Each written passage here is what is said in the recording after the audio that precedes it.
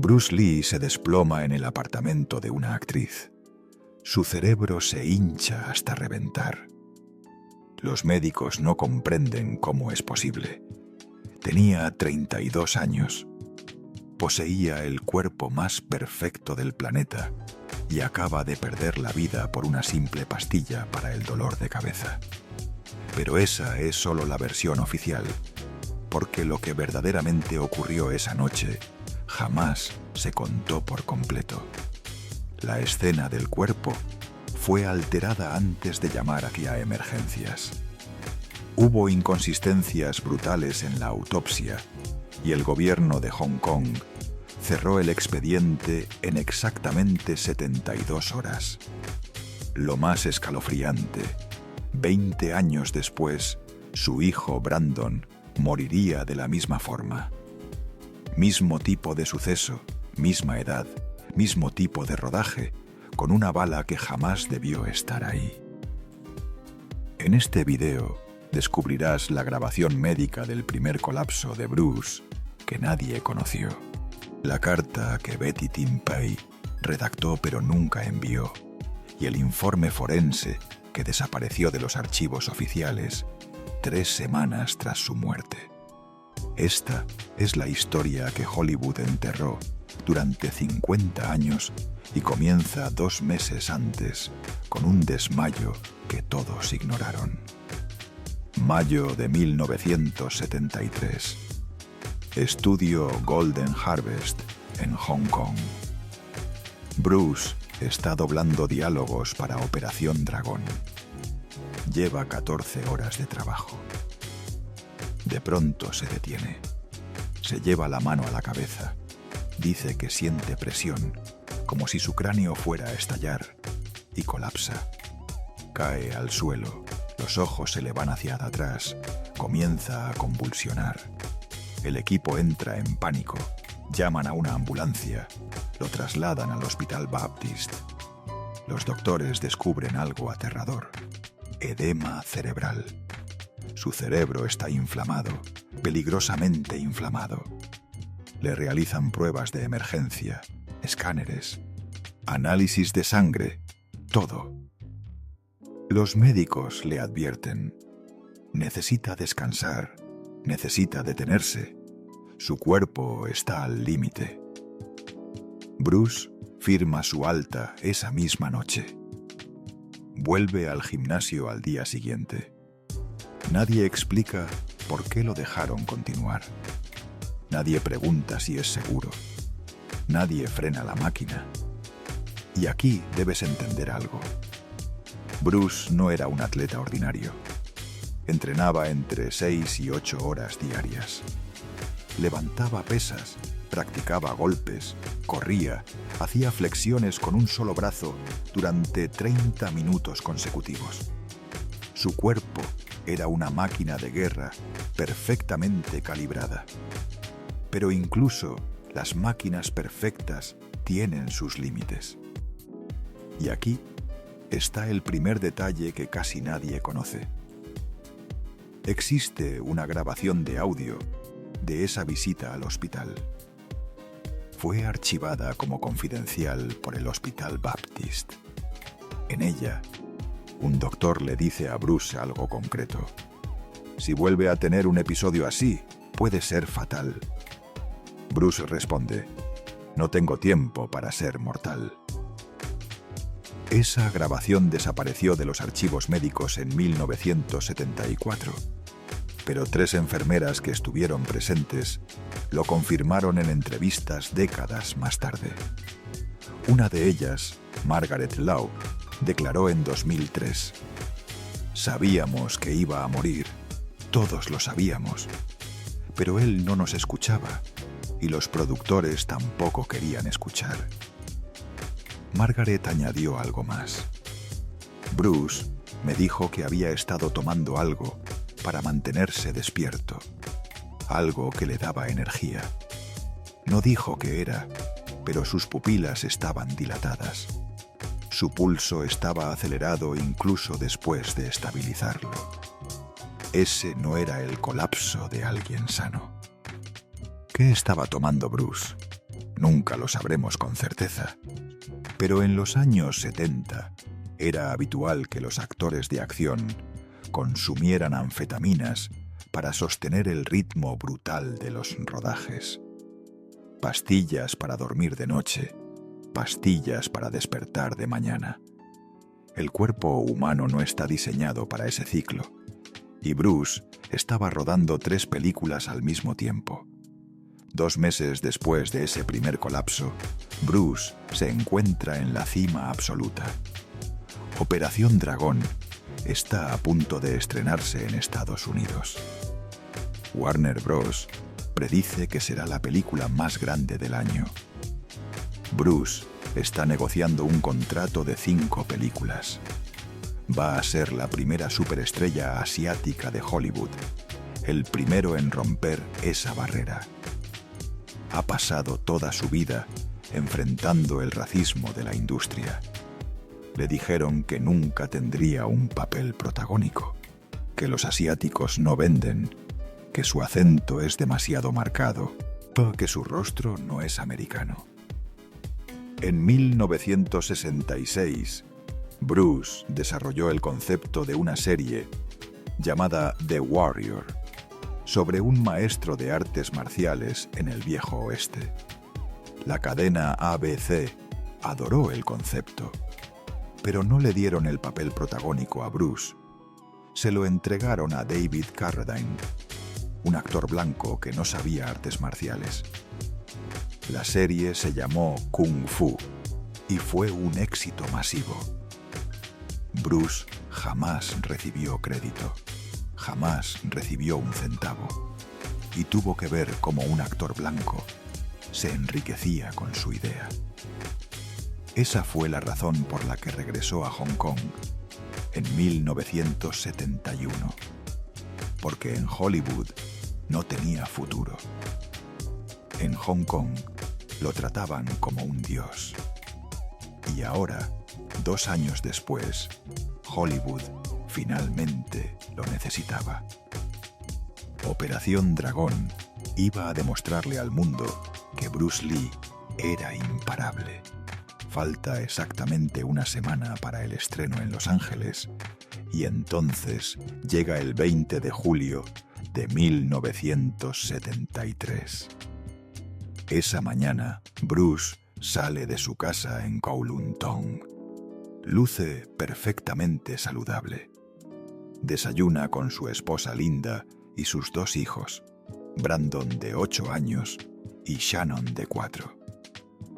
Les dice que tiene reuniones de producción todo el día, que regresará para la cena. Linda recordaría ese momento tiempo después. Estaba emocionado, más emocionado que nunca. Me besó 3 veces antes de irse. Bruce nunca hacía eso. Brandon, su hijo de 8 años, le preguntó: ¿vas a enseñarme más movimientos hoy cuando vuelvas? Bruce se arrodilló frente a él, lo miró directo a los ojos y le dijo: esta noche te enseño todo lo que sé. Esa fue la última conversación entre Bruce y Brandon. A las 2 de la tarde, Bruce llega a la casa de Raymond Chow. Chow es el dueño de Golden Harvest, o su productora. Están trabajando en Juego con la Muerte, la próxima película de Bruce. Repasan el guión, discuten locaciones, todo normal. Hay fotografías de esa tarde. Bruce, luz, relajado, sonriente. Lleva puesta una camisa azul, pantalones oscuros. Porta su guión marcado con anotaciones. Está planeando escenas de pelea, dibujando movimientos, completamente concentrado. Raymond diría después: Bruce estaba en su mejor momento. No noté ninguna señal de que se encontrara mal. Ninguna. A las 4 de la tarde toman una decisión. Irán al apartamento de Betty Tin Pei. Betty es una actriz taiwanesa de 26 años. Es reconocida en Hong Kong, hermosa, muy conectada con productores y figuras políticas relevantes. Y hay rumores de que Bruce y Betty tienen algo más que una relación profesional. Llegan al apartamento de Betty a las 4:30 de la tarde. Está en el número 67 de Beacon Hill Road, apartamento 805, un edificio moderno de clase alta. El edificio tiene vigilancia, hay un portero, hay cámaras en el lobby. Esas grabaciones jamás fueron entregadas a la policía. Raymond Chow declaró después que fueron ahí porque Betty tendría un papel menor en juego con la muerte.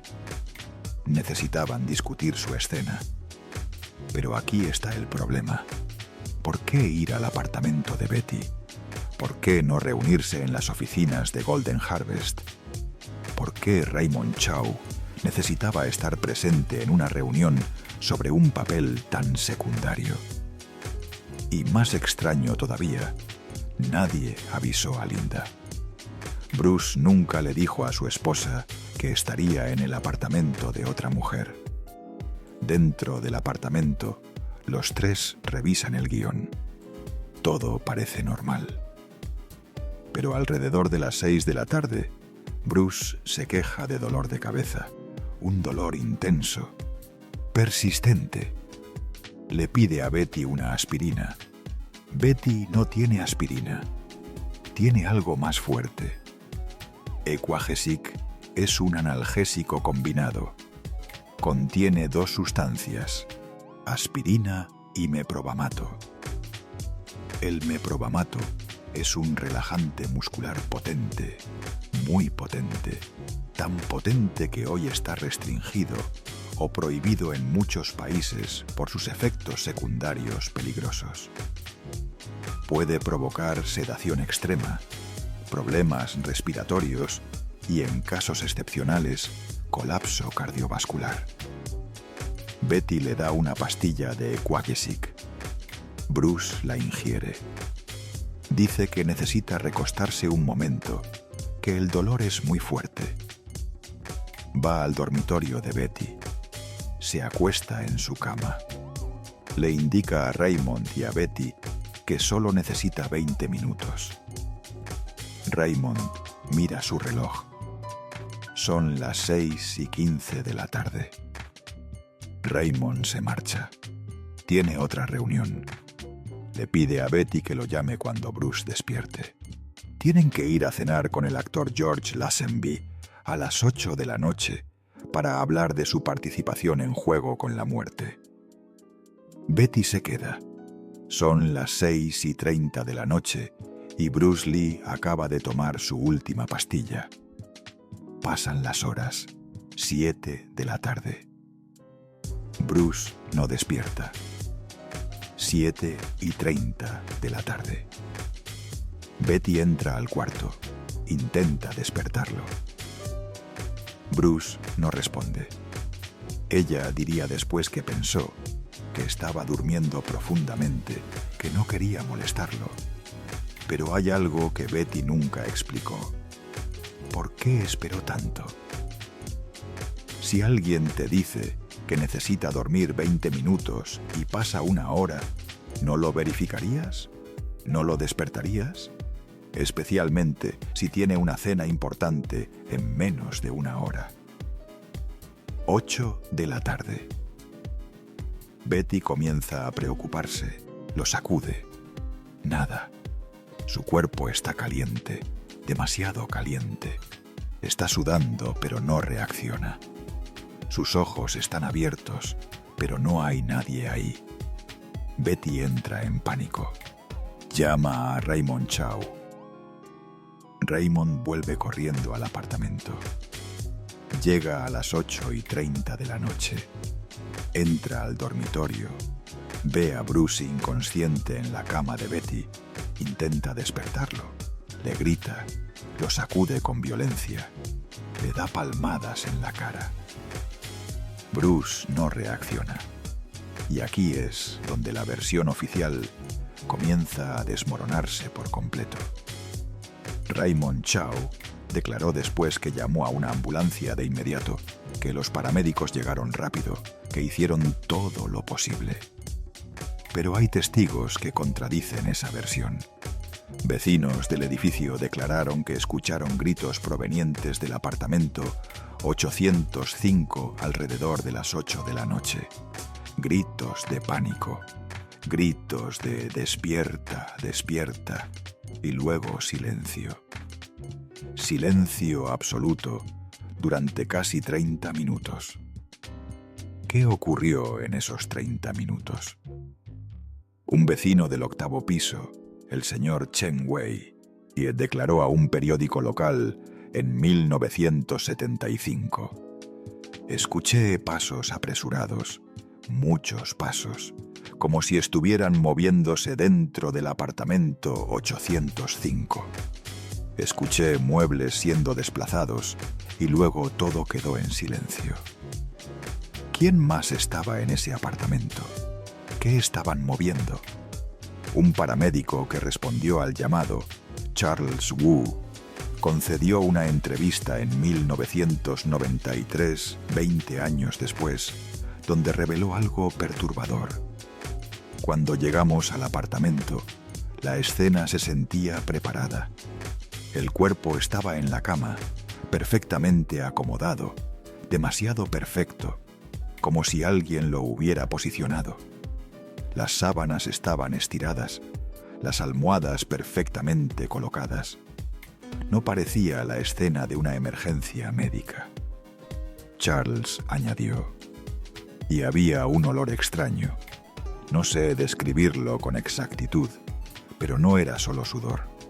Era algo químico, como productos de limpieza. Limpiaron la escena. ¿Por qué? Otro detalle llamativo. Cuando los paramédicos llegaron, Betty Timpey ya no estaba en el apartamento. Se había ido. Raymond Chow estaba solo con el cuerpo. ¿Por qué Betty se marchó antes de que llegara la ayuda? En su declaración oficial a la policía 2 días después, Betty dijo: Raymond me dijo que me fuera, que él se encargaría de todo, que era mejor para mi reputación no estar ahí cuando llegara la policía. Raymond jamás confirmó ni desmintió esa versión. Cuando los periodistas le preguntaron años después por qué le pidió a Betty que se retirara, Raymond respondió simplemente: no recuerdo haberle dicho eso. La ambulancia finalmente llega al apartamento alrededor de las 9 de la noche, más de 2 horas después de que Bruce tomó la pastilla. Los paramédicos intentan reanimarlo. No hay pulso, no hay respiración, está completamente inconsciente. Su piel está ardiendo, su cuerpo está rígido. Lo trasladan de urgencia al Queen Elizabeth Hospital. Llegan a las 9:30 de la noche. Los doctores lo intentan todo. Reanimación cardiopulmonar, inyecciones de adrenalina, desfibrilación. Durante 1 hora completa, luchan por traerlo de vuelta. Los monitores no muestran actividad cerebral. 0. Su cerebro está completamente apagado.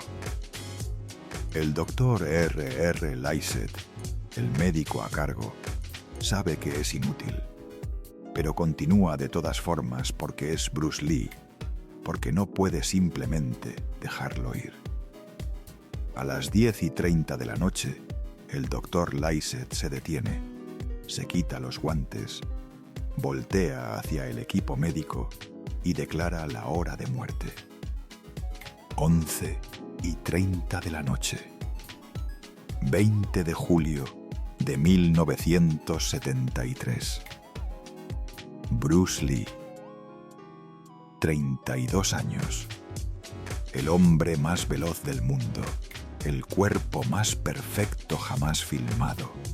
Muerto por una pastilla. Una enfermera presente en la sala de emergencias, Susan Lam, recordó ese instante en una entrevista en 2008. Nunca olvidaré la expresión del Dr. Lycett. Parecía confundido, extraviado. Seguía repitiendo: esto no tiene sentido. Esto no tiene ningún sentido. Como si su mente no pudiera aceptar lo que acababa de presenciar. Pero espera, porque aquí es donde todo se vuelve muchísimo más oscuro. La noticia estalla al día siguiente. Primera plana en todos los periódicos de Hong Kong. Bruce Lee muerto a los 32. Conmoción absoluta. Nadie puede creerlo. Las estaciones de radio interrumpen su programación. La televisión cancela todos sus programas. Todo Hong Kong se paraliza. En Los Ángeles, Operación Dragón está programada para estrenarse en exactamente 5 días. Warner Bros. Entra en pánico. Cancelan el estreno, lo posponen. ¿Cómo promocionas una película protagonizada por un hombre que acaba de fallecer? Deciden continuar. El estreno sigue programado para el 25 de julio, pero ahora es un evento completamente distinto. No es solo una película, es un tributo, es un funeral público. Operación Dragón se convierte en la película más taquillera de 1973. Recauda $200 millones a nivel mundial. En 1973, esa cifra es astronómica. Bruce Lee se transforma en una superestrella global después de muerto. Pero de inmediato empiezan las preguntas. ¿Por qué estaba en el apartamento de Betty Tim Pei? ¿Por qué Raymond Chow tardó tanto en llamar a la ambulancia? ¿Qué ocurrió realmente en ese cuarto? Los periódicos de Hong Kong se vuelven implacables. Publican teorías, especulaciones, rumores. Algunos afirman que Bruce fue eliminado por las triadas. Otros hablan de suicidio. Otros de una sobredosis que Raymond y Betty están encubriendo. Si aún no lo has hecho, suscríbete al canal. Estamos desenterrando historias que nadie más se atreve a contar. Linda Lee, la viuda de Bruce, vuela desde Los Ángeles a Hong Kong con sus 2 hijos. Está devastada, destruida, pero también está furiosa porque nadie le da respuestas claras. Nadie le está diciendo la verdad. Linda confronta a Raymond Chow en privado. Testigos aseguran que fue una conversación explosiva. Linda exigió saber por qué Bruce estaba en el apartamento de Betty. Raymond le ofreció la historia oficial. Estaban discutiendo trabajo. Linda no le creyó. Pero Linda también sabía algo que el público desconocía. Bruce había estado recibiendo amenazas. El gobierno de Hong Kong anuncia que habrá una investigación completa, una autopsia exhaustiva. Van a descubrir la verdad. La autopsia se realiza el 21 de julio, un día después de la muerte. Es sábado. Inusual para una autopsia, pero las presiones políticas son enormes. El mundo entero está aguardando respuestas. El doctor R. de Teare, un patólogo forense británico de reconocida trayectoria, encabeza el procedimiento. Teare es una leyenda. Ha realizado más de 90.000 autopsias en su carrera. Ha trabajado en casos de alto perfil en todo el mundo. Si alguien puede descubrir la verdad, es él.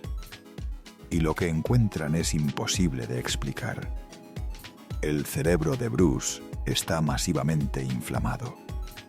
Edema cerebral severo. Su cerebro pesaba 1.575 gramos. Un cerebro adulto normal pesa alrededor de 1.400 gramos. El cerebro de Bruce estaba un 13% más grande de lo normal. Para dimensionarlo, un aumento del 13% es catastrófico. Es el tipo de inflamación que se observa en víctimas de trauma craneal masivo, en personas golpeadas brutalmente en la cabeza, en víctimas de accidentes automovilísticos. Pero Bruce no tenía ningún trauma externo, ningún golpe, ninguna herida. Su cráneo estaba perfectamente intacto. Esa inflamación fue lo que lo mató. Su cerebro se hinchó tanto que colapsó contra el cráneo. La presión era insoportable. Cortó el flujo sanguíneo, cortó el oxígeno. Muerte cerebral casi instantánea. Pero aquí está el problema monumental que los doctores no pueden resolver.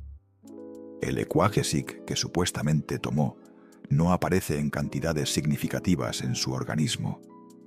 Encuentran trazas mínimas de aspirina, casi nada de meprobamato, no suficiente para provocar una reacción fatal. Entonces, ¿qué causó el edema cerebral?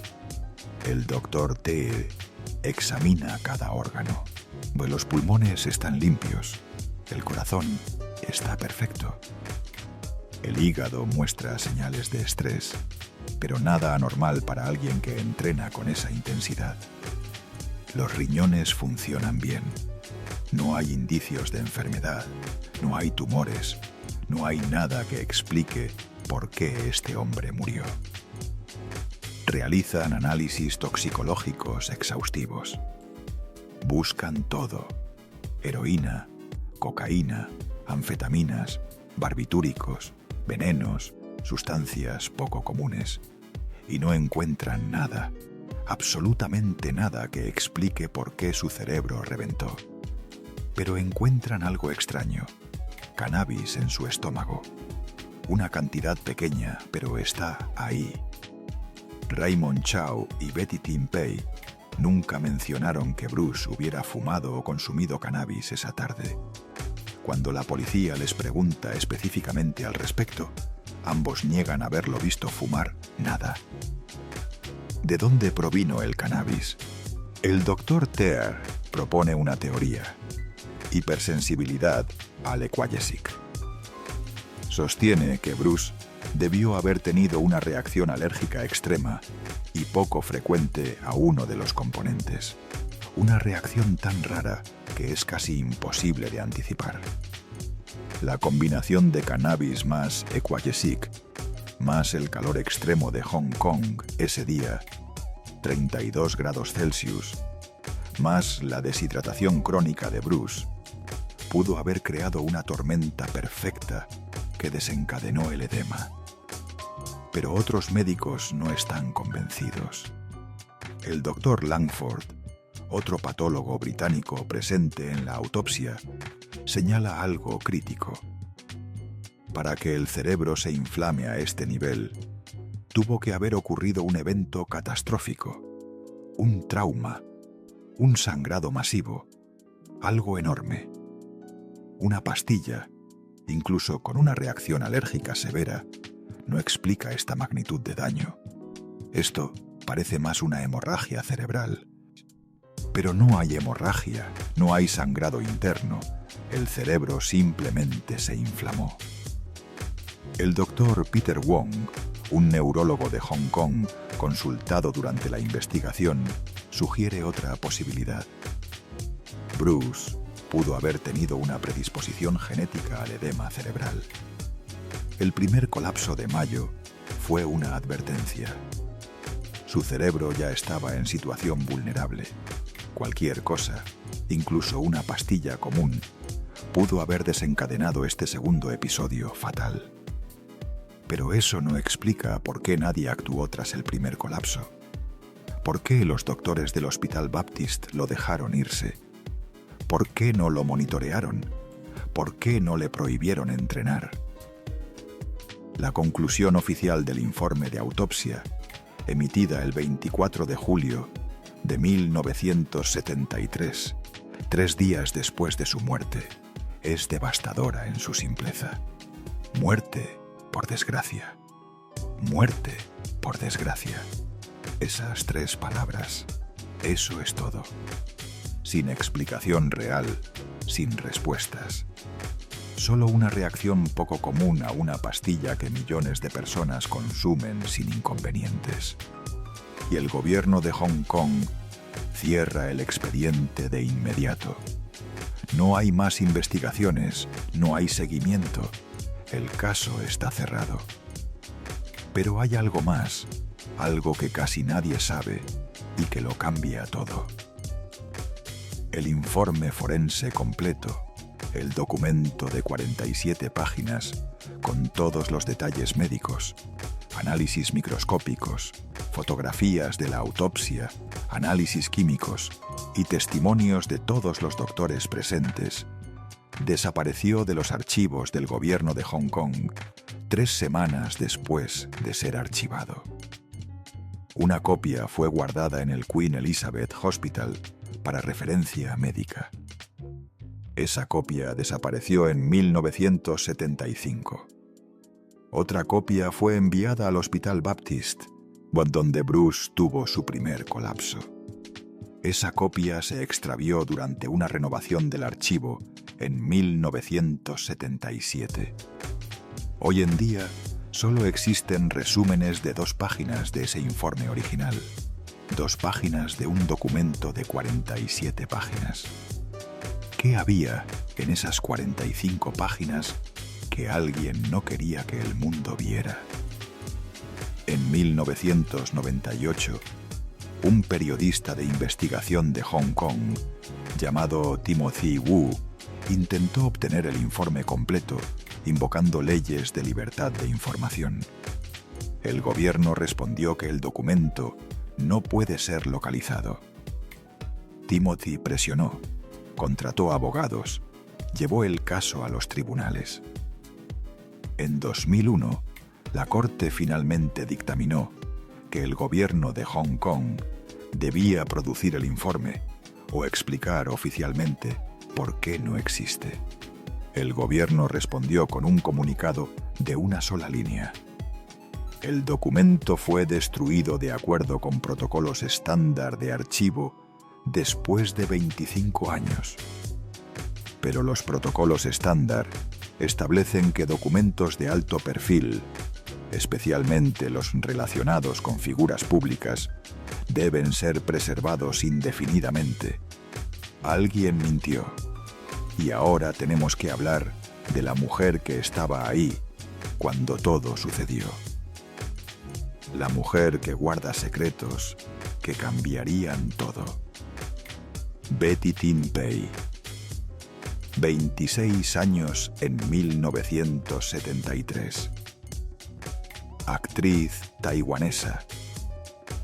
Inició su carrera a los 16 años en películas de Taiwán.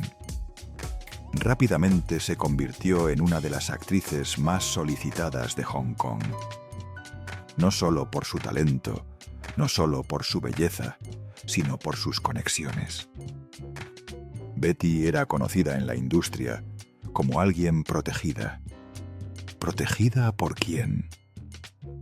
Nadie lo decía abiertamente, pero los rumores circulaban sin pausa. Productores influyentes, políticos de alto rango, figuras ligadas a las triadas. Cuando Bruce murió en su apartamento, Betty se convirtió inmediatamente en el centro de un escándalo descomunal. Los periódicos la destruyeron. La llamaron la mujer que mató a Bruce Lee. La acusaron de ser su amante, de haber drogado a Bruce, de estar involucrada en su muerte.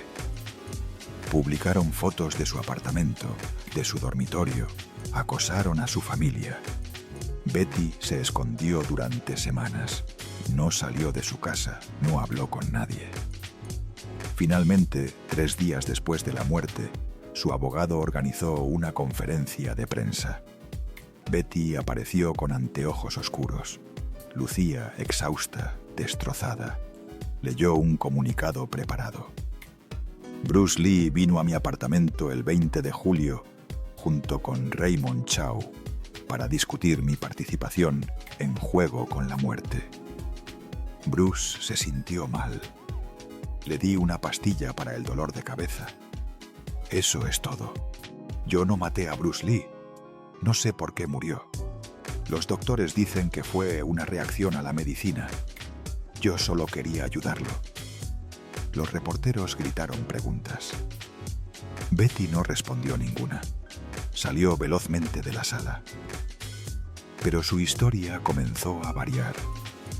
En entrevistas posteriores en 1975, Betty reveló detalles que no había mencionado antes. Dijo que Bruce y ella eran muy cercanos, que tenían una amistad especial, que Bruce visitaba su apartamento con frecuencia, que a veces pasaban horas conversando sobre cine, sobre filosofía, sobre la vida. Era solo amistad. Betty nunca lo aclaró del todo, pero sus palabras sugerían algo más profundo. Linda Lee, la viuda de Bruce, jamás confirmó ni desmintió públicamente si Bruce tenía una aventura con Betty. Pero en su libro Bruce Lee, The Man Only I Knew, publicado en 1975, Linda escribió algo revelador. Bruce era humano. Era un hombre con pasiones, con tentaciones, con debilidades. Nuestra vida juntos no fue perfecta.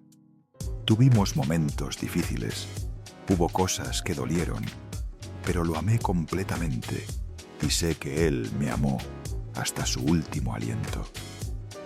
Entre líneas, Linda estaba admitiendo que algo había ocurrido, que Bruce había cruzado ciertos límites, pero que ella había elegido perdonarlo. En 1993, 20 años después de la muerte de Bruce, Betty Timpey concedió una entrevista explosiva a un programa de televisión de Hong Kong llamado Detrás de la Fama, y reveló algo que nunca había dicho antes. El entrevistador le preguntó directamente: ¿tuviste una relación romántica con Bruce Lee? Betty miró directo a la cámara.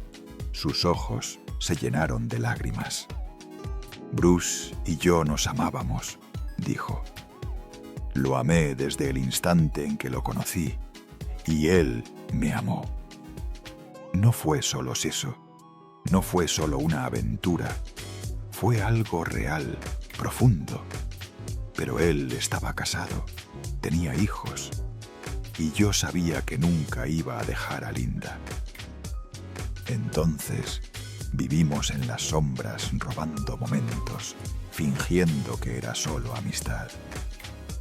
El estudio quedó en completo silencio. Betty continuó. El día que murió en mi apartamento no fue la primera vez que estuvo ahí. Había estado muchas veces antes. Raymond lo sabía. Linda probablemente lo sospechaba, pero nadie decía nada, porque en Hong Kong, en los años 70, esas cosas no se hablaban. Y entonces Betty dijo algo que lo cambió todo. Escribí una carta, dijo Betty. Una carta para Linda, explicándole todo lo que sucedió esa noche. Todos los detalles. Cosas que nunca le dije a la policía. Cosas que nunca dije en público. Cosas sobre lo que Bruce me confió en sus últimas semanas. Sobre las amenazas que estaba recibiendo. Sobre el miedo que sentía. El entrevistador se inclinó hacia adelante. ¿Enviaste esa carta? Betty negó con la cabeza. No, la guardé. Todavía la tengo. ¿Por qué no la enviaste? Betty se limpió las lágrimas. Porque algunas verdades destruyen más de lo que sanan. Porque Linda ya había sufrido suficiente. Porque enviar esa carta habría arruinado la imagen que el mundo tiene de Bruce. Y yo lo amaba demasiado como para hacer eso. ¿Qué dice la carta? Betty bajó la mirada. Guardó silencio durante casi un minuto completo. Finalmente respondió: dice la verdad sobre quién realmente mató a Bruce Lee. La entrevista terminó ahí. El programa cortó a comerciales. Cuando volvieron, Betty ya se había marchado. Esa carta nunca fue publicada.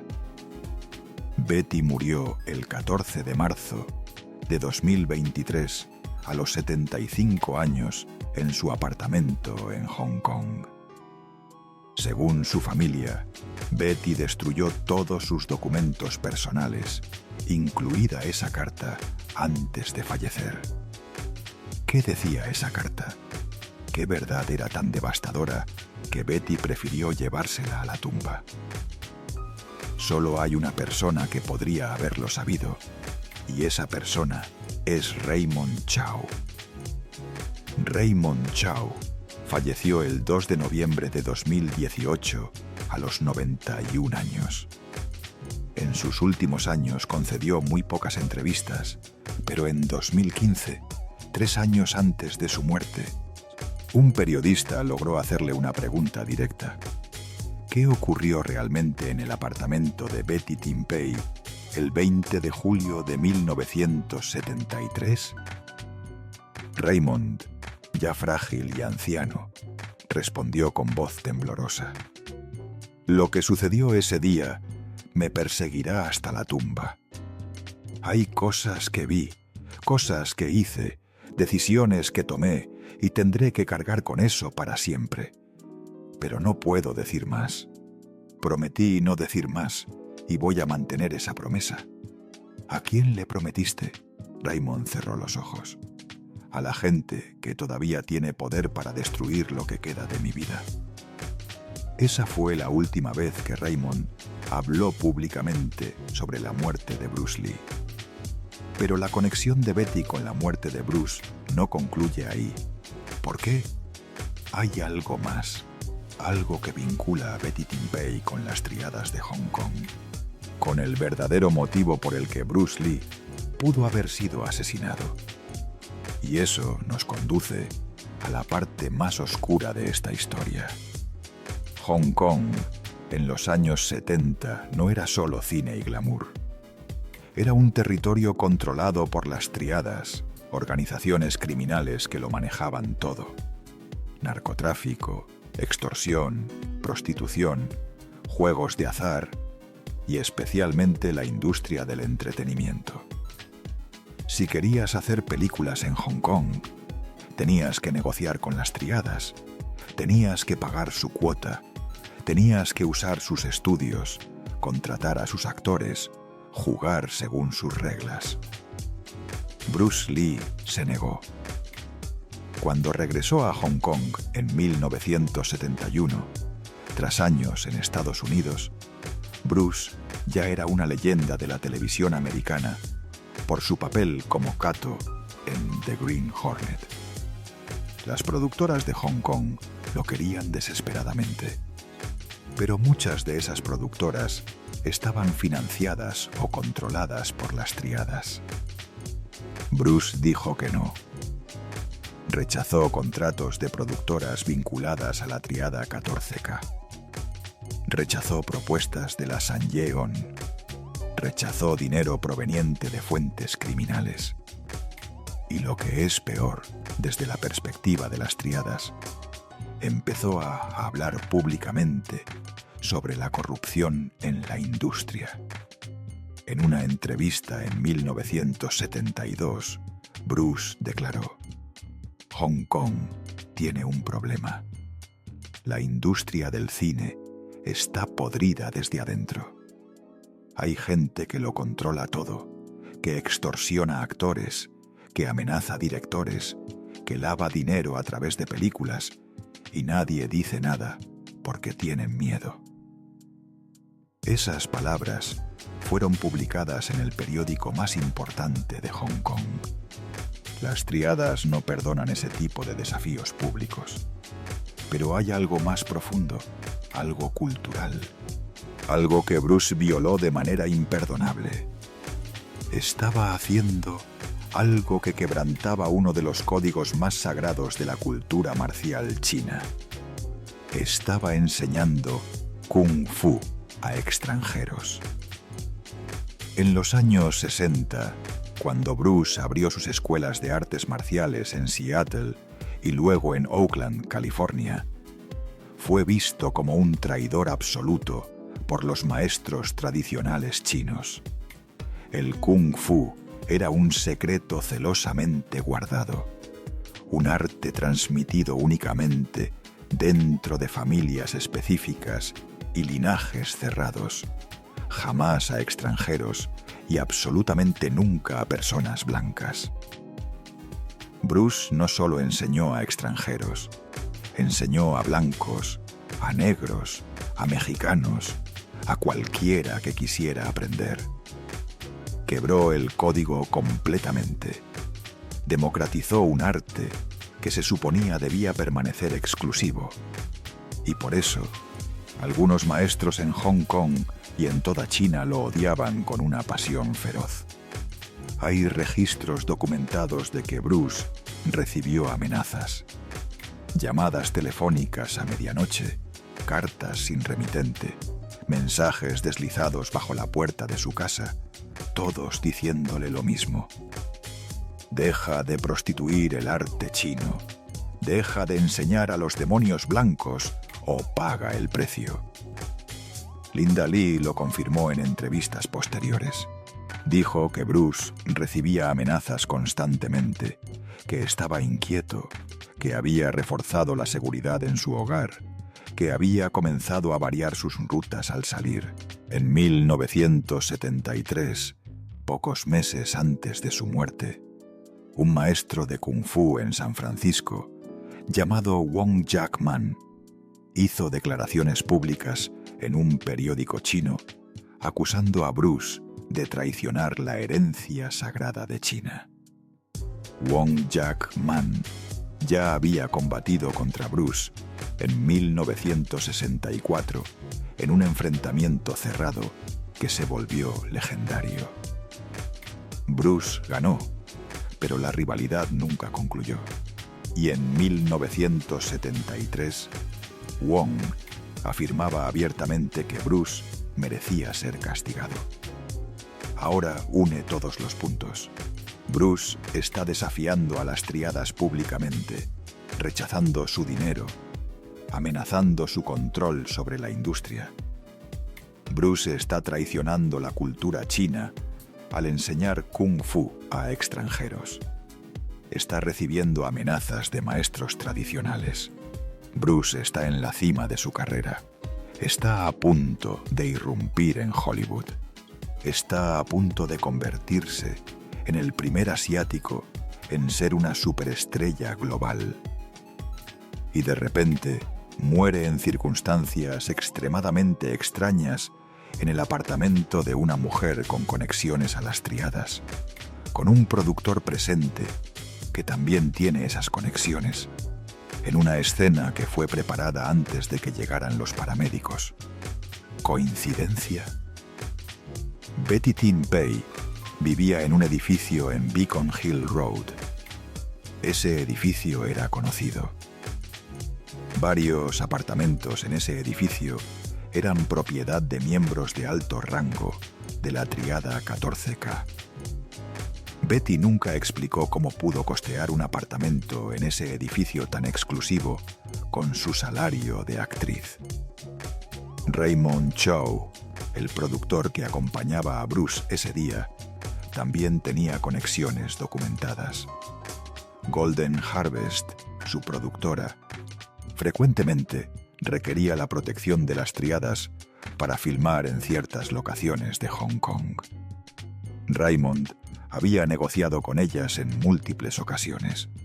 Conocía perfectamente cómo funcionaba el sistema. Y luego está el detalle más perturbador de todos. 3 meses antes de la muerte de Bruce, un actor de Hong Kong que usaba un nombre similar al suyo para capitalizar su fama, recibió una visita de miembros de la triada San Ye-on en su domicilio.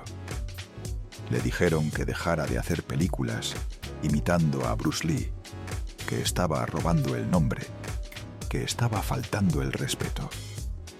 El actor se negó. Dijo que tenía derecho a hacer las películas que quisiera.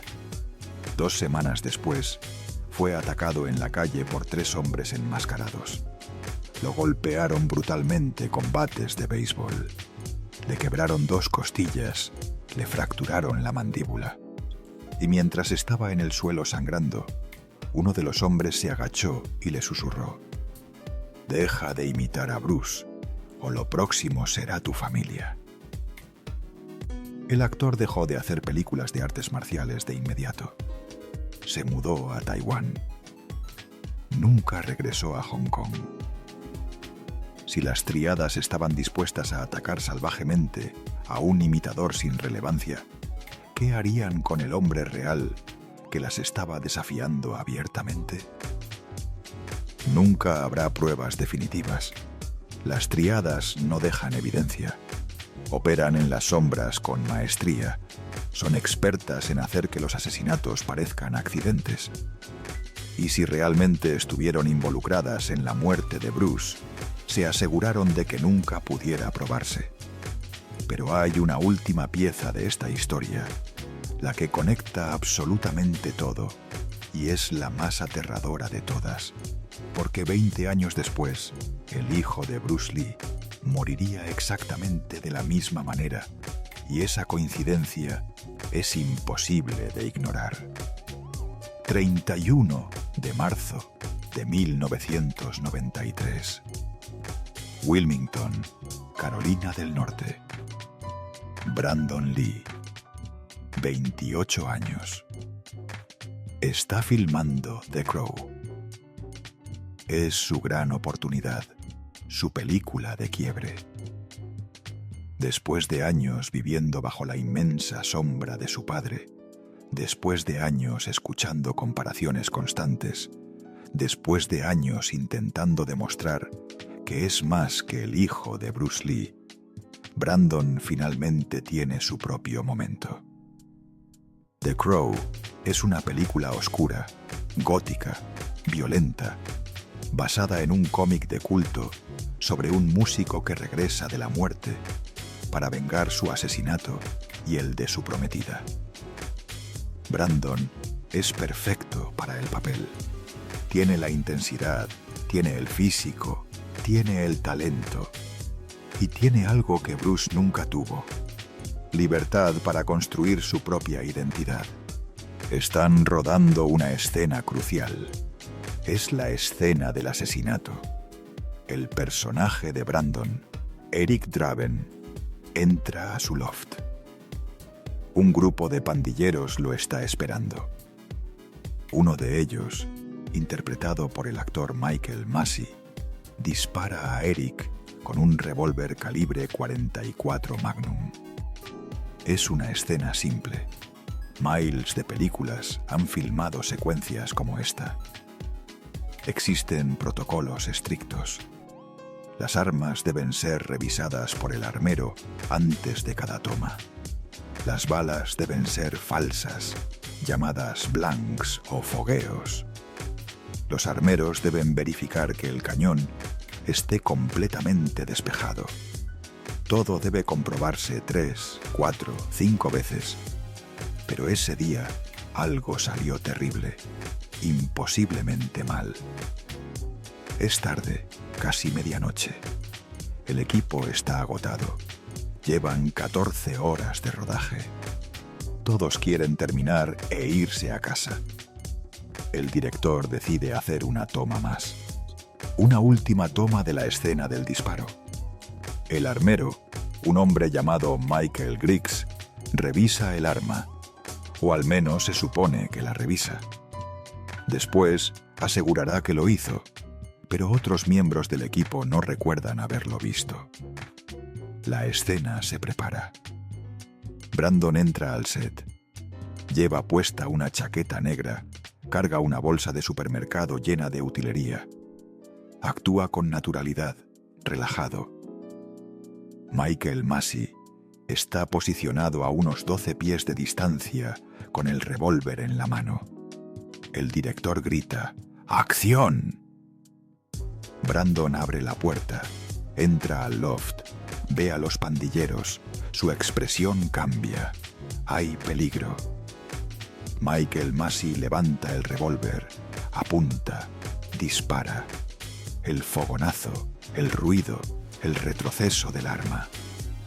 Brandon cae hacia atrás dramáticamente, perfectamente.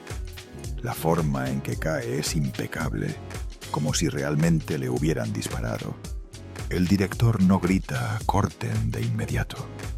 Deja que la toma continúe unos segundos más. Quiere capturar el momento completo. Brandon sigue en el suelo. No se mueve. Finalmente el director grita: «¡Corten!». Brandon sigue sin moverse. Alguien del equipo ríe. «Brandon, fue perfecta. ¿Puedes levantarte?». Brandon no se levanta. El director se acerca. «Brandon, estamos listos para la siguiente toma». Nada. Ahora, varios miembros del equipo se están aproximando. Y entonces alguien ve la sangre. Sangre real, oscura, extendiéndose por la camisa de Brandon, saliendo de un orificio en su abdomen. Alguien grita. El set entra en pánico absoluto. Se arrodillan junto a Brandon. Está consciente, apenas, confundido. Sus ojos están abiertos pero perdidos. Dice algo. Es difícil escucharlo. Alguien se inclina cerca. «¿Qué pasó?», susurra Brandon. «Me dispararon de verdad». Llaman al 911. Una ambulancia llega en 8 minutos. Los paramédicos lo estabilizan lo suficiente para transportarlo. Lo trasladan de urgencia al New Hanover Regional Medical Center. Los cirujanos operan durante 5 horas desesperadas. Intentan reparar el daño masivo, pero la bala perforó su aorta abdominal, la arteria principal que lleva sangre desde el corazón al resto del cuerpo. La pérdida de sangre es catastrófica. A las 1:03 de la tarde del 31 de marzo de 1993, Brandon Lee es declarado muerto.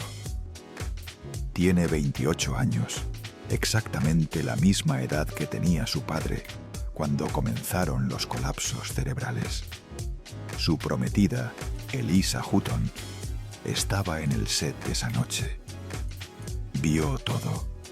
Vio a Brandon recibir el disparo. Vio la sangre.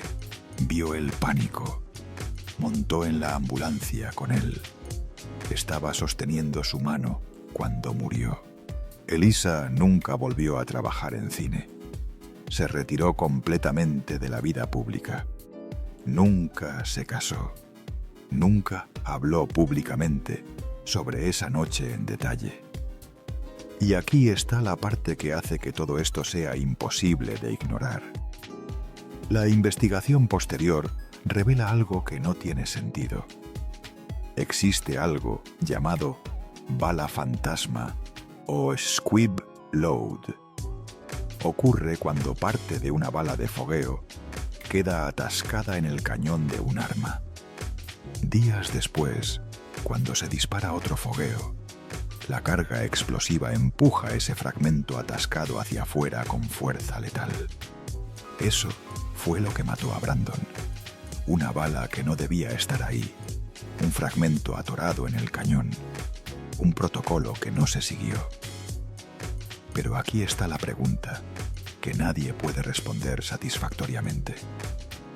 ¿Cómo es posible que el armero del set, un profesional con 20 años de experiencia, no revisara el cañón del arma? ¿Cómo es posible que nadie verificara que estuviera completamente despejado? En toda producción de Hollywood, las armas se inspeccionan de forma obsesiva. Antes de cada toma, después de cada toma. Los armeros las abren, miran dentro del cañón con linternas, comprueban cada recámara. Los protocolos existen precisamente para evitar este tipo de tragedias. Y se siguen religiosamente porque las consecuencias de no hacerlo son exactamente lo que le sucedió a Brandon. Ese día, cada uno de esos protocolos fue ignorado. ¿Por qué? Michael Griggs jamás ofreció una explicación coherente. En su declaración oficial, dijo estar seguro de haber revisado el arma, pero no pudo explicar cómo se le pasó un fragmento de bala en el cañón. Michael Massey, el actor que disparó el arma, nunca volvió a tocar un arma en una producción, que cayó en una depresión profunda y devastadora. En una entrevista en 2005, 12 años después del incidente, dijo algo inquietante. No fue un accidente. No puede haber sido un accidente. Esas armas se revisan siempre, múltiples veces, por múltiples personas. Es imposible que todos fallaran al mismo tiempo. Algo más ocurrió ese día, pero nadie quiere hablarlo. Nadie quiere admitir lo que realmente sucedió. ¿Qué crees que realmente sucedió?, le preguntó el entrevistador. Michael Massey miró directamente a la cámara. Alguien quería que Brandon Lee muriera y se aseguró de que así fuera. Michael Massey falleció en 2016 de cáncer de estómago. Cargó con esa culpa y esas sospechas durante 23 años. Y es entonces cuando las coincidencias imposibles empiezan a acumularse. Bruce Lee muere a los 32 en un set de filmación por algo que no debía estar ahí. Una reacción a una pastilla que millones toman sin problema. Brandon Lee muere a los 28 en un set de filmación por algo que no debía estar ahí. Una bala en un arma que fue supuestamente revisada. Bruce Lee. La escena fue alterada antes de llamar a emergencias. Hubo 30 minutos inexplicables. Brandon Lee. Los protocolos de seguridad fueron ignorados de forma inexplicable. Múltiples personas fallaron en cumplir con su trabajo básico. Bruce Lee. El informe forense completo desapareció de los archivos. Brandon Lee. Varias personas del equipo fueron despedidas de inmediato tras el incidente y firmaron acuerdos de confidencialidad que les prohibían hablar sobre lo que presenciaron esa noche. Bruce Lee. Amenazas de las triadas, conexiones oscuras, gente poderosa con motivos. Brandon Lee estaba filmando para una productora con sus propias conexiones turbias. Estaba a punto de convertirse en una estrella de gran escala. Estaba rompiendo el estereotipo del sidekick asiático, exactamente como su padre.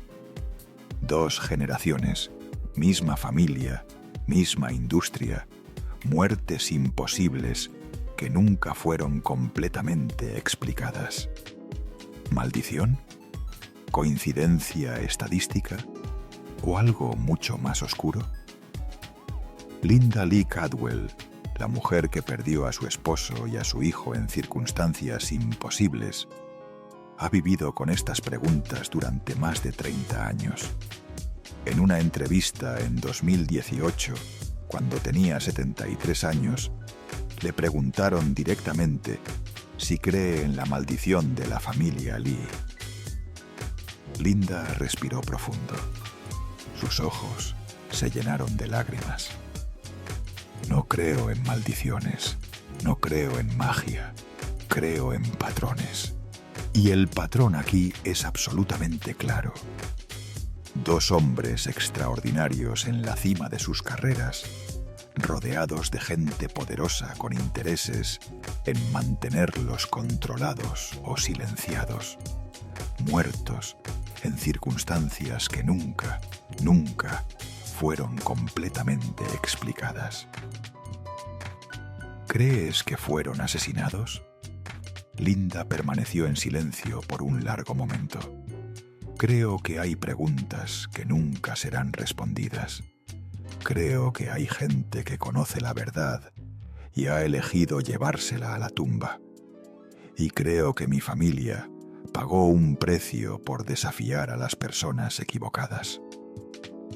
Shannon Lee, la hija de Bruce y hermana de Brandon, ahora de 55 años en 2024, ha dedicado su vida entera a preservar el legado de su padre y su hermano.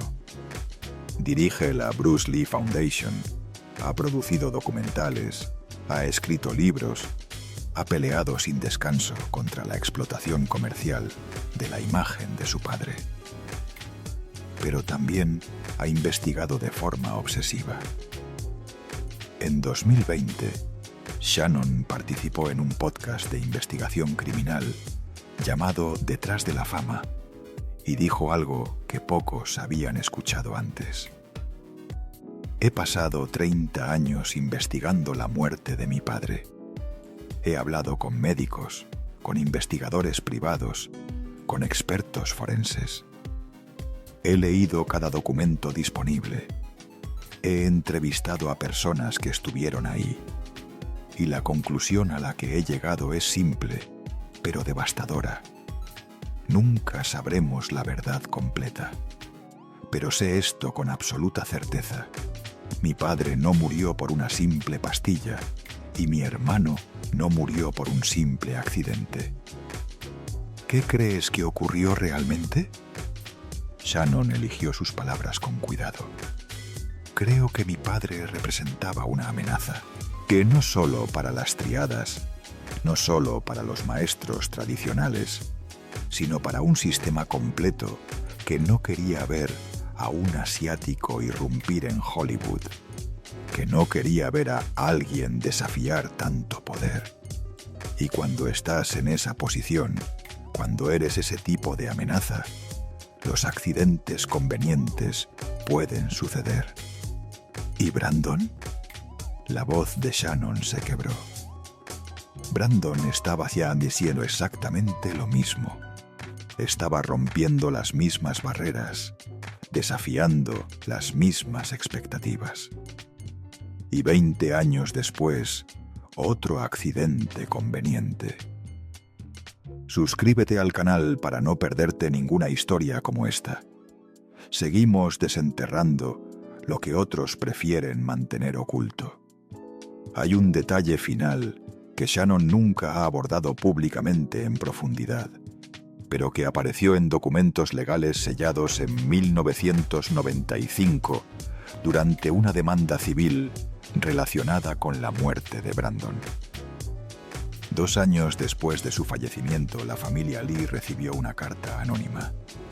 Fue enviada desde Hong Kong. El matasello mostraba que provino de la oficina postal de Kowloon, el mismo distrito donde Bruce creció y vivió. No tenía remitente, solo un sobre amarillo con el sello postal. Dentro había una sola hoja de papel, y en esa hoja, escrito en chino tradicional con caligrafía perfecta, había una única oración. Los Lee pagaron su deuda. El equilibrio está restaurado. Shannon reportó la carta de inmediato a la policía de Los Ángeles. La policía contactó a Interpol. Interpol contactó a la policía de Hong Kong. Se inició una investigación. No encontraron nada. Ninguna huella dactilar, ningún rastro de ADN. El papel era común, disponible en cualquier tienda. La tinta era estándar. El sobre fue adquirido en Hong Kong, pero no había forma de rastrear dónde exactamente. La carta fue archivada oficialmente como amenaza no creíble. Pero Shannon la conservó. La tiene en una caja de seguridad en un banco de Los Ángeles. Y según personas cercanas a la familia, Shannon saca esa carta y la lee cada año en 2 fechas específicas. El 20 de julio, aniversario de la muerte de su padre, y el 31 de marzo, aniversario de la muerte de su hermano. ¿Qué significa los Lee pagaron su deuda? ¿Con quién? ¿Por qué? Nadie lo sabe. O más precisamente, alguien lo sabe, pero no está hablando. Hoy, en 2024, más de 50 años después de la muerte de Bruce Lee y más de 30 años después de la de Brandon, la historia sigue viva. Hay documentales nuevos cada año, libros, teorías en Internet, investigadores obsesionados que nunca dejan de excavar. Pero ninguna respuesta definitiva. La versión oficial de la muerte de Bruce sigue siendo muerte por desgracia debido a hipersensibilidad al Equagesic. La versión oficial de la muerte de Brandon sigue siendo accidente trágico debido a un fragmento de bala en el cañón del arma. Pero reflexiona sobre todo lo que acabas de escuchar. Los dos colapsos previos de Bruce que todos ignoraron. La escena del cuerpo alterada antes de llamar a emergencias. El informe forense de 47 páginas que desapareció por completo.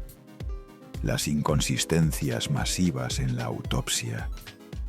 Las conexiones de Betty Timpey con las triadas. Las amenazas que Bruce recibió por enseñar kung fu a extranjeros. El cannabis que apareció en su organismo sin explicación. Y los 30 minutos misteriosos antes de llamar a la ambulancia.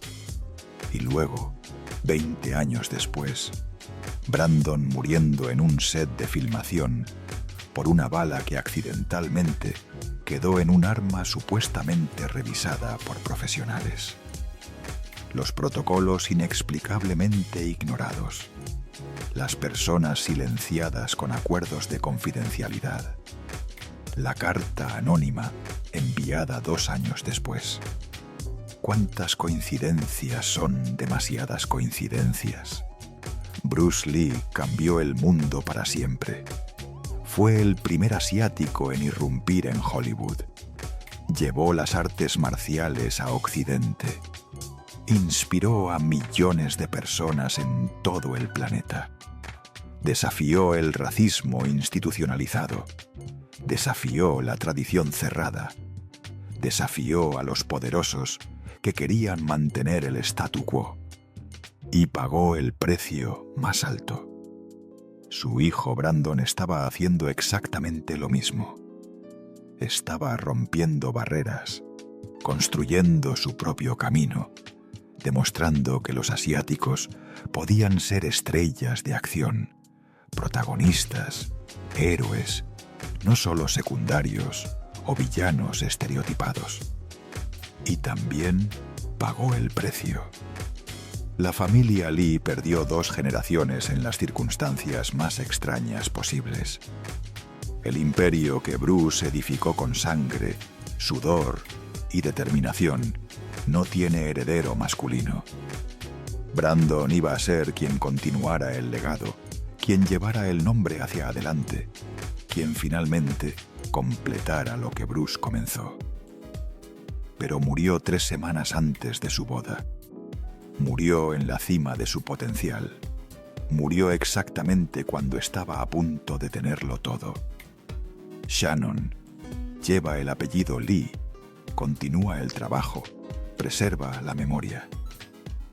Pero la línea directa masculina, la de sangre que conectaba a Bruce con las generaciones futuras, terminó con Brandon. Quizás esa era exactamente la intención desde el principio. Si esta historia te impactó, si te hizo pensar, déjame un like y suscríbete al canal para no perderte lo que viene. Porque ahora la pregunta final que debes estar haciéndote es esta. ¿Cuántos otros casos como el de Bruce Lee existen en Hollywood? ¿Cuántas muertes accidentales de estrellas que desafiaron el sistema, que amenazaron intereses poderosos, que sabían demasiado nunca fueron realmente investigadas a fondo. Porque hay una actriz, la mujer más famosa del planeta en su momento. Estaba teniendo encuentros con el presidente de Estados Unidos. Estaba a punto de revelar secretos que habría